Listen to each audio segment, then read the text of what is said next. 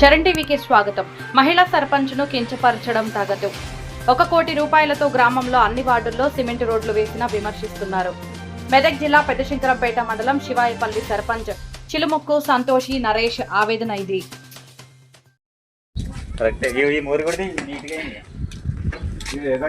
గ్రామం మాజీ సర్పంచ్ నేను నరేష్ నా పేరు.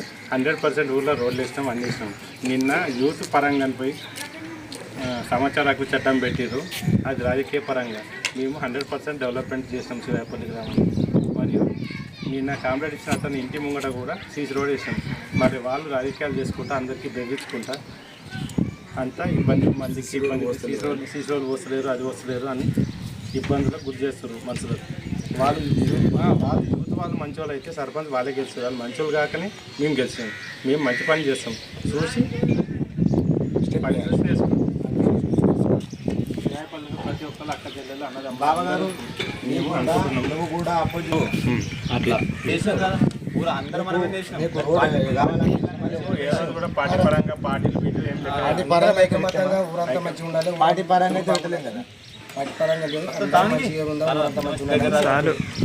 అదే ఊరు గ్రామంలో ఊరందరూ కలిసి నువ్వు నేనంటే గ్రామ సభ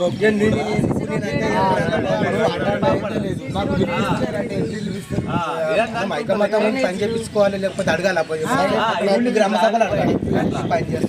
అందరికీ నమస్కారం. నా పేరు సంతోషి. శివాయపల్లి గ్రామ సర్పంచ్గా నేను నిన్న ఇచ్చినటువంటి సమాచార హక్కు చట్టం కింద ఆర్టీఏ వేయడం జరిగింది. పార్టీలకు అతీతంగా ఉన్నటువంటి మా గ్రామ అభివృద్ధి అనేది నేటి వరకు కూడా జరుగుతూనే ఉంది. సీసీ రోడ్లు కానీ, డ్రైనేజీలు కానీ, మరియు వాటర్, శానిటేషన్ అన్ని విధాలు కూడా ముందుకు సాగుతుంది.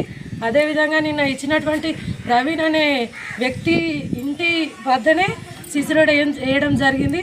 మరియు అభివృద్ధి అనేది గ్రామ ప్రజలు తెలియజేస్తారు. నేను చెప్పుకోవడం గొప్ప కాదు, కానీ ప్రతి ఒక్కరిని అడగండి, అడిగితే వాళ్ళే తెలియజేస్తారు. కాబట్టి ఇది ఒక చిన్న విన్నపంతో మహిళా సర్పంచ్ అనేది చూడకుండా ఇలాంటి వివక్షలు రాజకీయ పరంగా చూపుతున్నారని నేను మీ అందరి ముందు తెలియజేస్తున్నాను.